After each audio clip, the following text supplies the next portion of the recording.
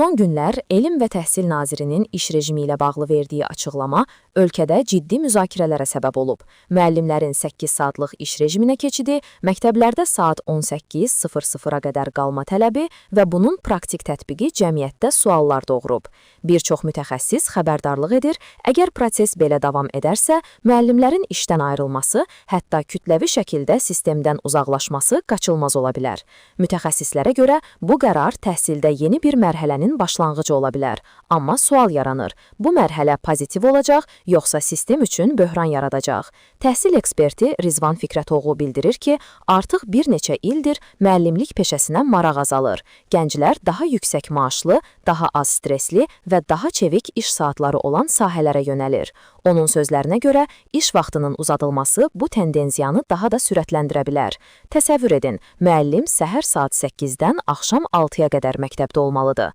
Bunun üzərinə dərsə hazırlıq, qiymətləndirmə, valideynlərlə iş, sənədləşmə və psixoloji yük də əlavə olunur. Bu halda müəllimin şəxsi həyatı, istirahəti və bərpası necə olacaq? Ekspert həmçinin qeyd edir ki, dünyada da müəllimlik böhranı var. ABŞ, Türkiyə, Koreya, İngiltərə kimi ölkələrdə müəllimliyə müraciətlər son illərdə 30-40% azalıb. Azərbaycanda da oxşar mənzərə var. Son illərdə pedaqoji ixtisaslara qəbul balları düşüb, regionlarda isə vəziyyət daha kritikdir. Müəllimlərin çoxu 40 yaşdan yuxarıdır və 10-15 ildən sonra böyük bir hissə təqaüdə çıxacaq. Bu boşluğu kim dolduracaq?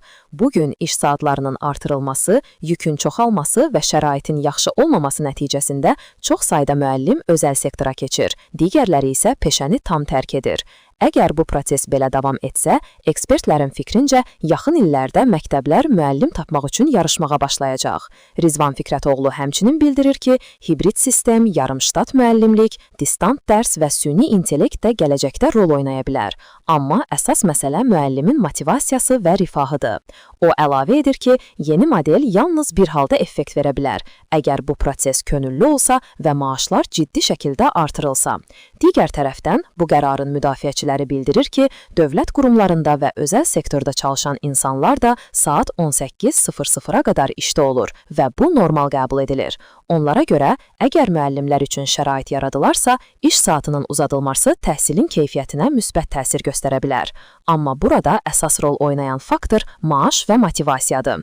Bütün bunlar fonunda cəmiyyətin sualı budur. Nazirin yeni qərarı təhsil sistemini gücləndirəcək, yoxsa müəllimləri sistemdən uzaqlaşdıracaq? Sizcə, müəllimlərin saat 18:00-a qədər işləməsi təhsilin keyfiyyətini artıracaq, yoxsa əksinə müəllimlərin sistemdən getməsinə səbəb olacaq? Fikrinizi bölüşün. Bu cür ən son təhsil xəbərləri, analizlər və ölkədə baş verən hadisələrdən xəbərdar olmaq üçün kanala abunə olun, videonu bəyənin və paylaşmağı unutmayın.